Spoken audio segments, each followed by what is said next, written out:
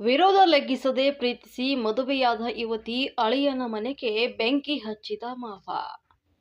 ಮನೆಯವರ ವಿರೋಧ ಲೆಕ್ಕಿಸದೆ ಪ್ರೀತಿಸಿದ ಯುವಕನ ಮದುವೆಯಾದ ಹಿನ್ನೆಲೆ ಸಿಡಿದೆದ್ದ ಯುವತಿಯ ತಂದೆ ಅಳಿಯನ ಮನೆಗೆ ಬೆಂಕಿಯನ್ನ ಹಚ್ಚಿ ಆಕ್ರೋಶವನ್ನ ವ್ಯಕ್ತಪಡಿಸಿದಂತ ಘಟನೆಯೊಂದು ಮಂಡ್ಯ ಜಿಲ್ಲೆಯ ಮದ್ದೂರು ತಾಲೂಕಿನ ಚುಂಚಗಳ್ಳಹಳ್ಳಿಯಲ್ಲಿ ನಡೆದಿದೆ. ಅದೇ ಗ್ರಾಮದ ವಿನೋದ್ ಎಂಬಾತನನ್ನ ಪ್ರೀತಿಸಿ ಮದುವೆಯಾಗಿದ್ದ ಕಾವ್ಯ ಹಲವು ವರ್ಷಗಳಿಂದ ಪರಸ್ಪರ ಪ್ರೀತಿ ಮಾಡ್ತಾ ಇದ್ದಂತ ಕಾವ್ಯ ವಿನೋದ್ ಜೊತೆ ಕಾವ್ಯ ಮದುವೆಗೆ ತಂದೆ ಚೆನ್ನೇಗೌಡ ಅವರು ವಿರೋಧವನ್ನ ವ್ಯಕ್ತಪಡಿಸಿದ್ರು. ಇಂದು ಮಧ್ಯಾಹ್ನ ವಿನೋದ್ ಮನೆಗೆ ಚೆನ್ನೇಗೌಡ ಬೆಂಕಿ ಹಚ್ಚಿ ಆಕ್ರೋಶವನ್ನ ವ್ಯಕ್ತಪಡಿಸಿದ್ದಾರೆ.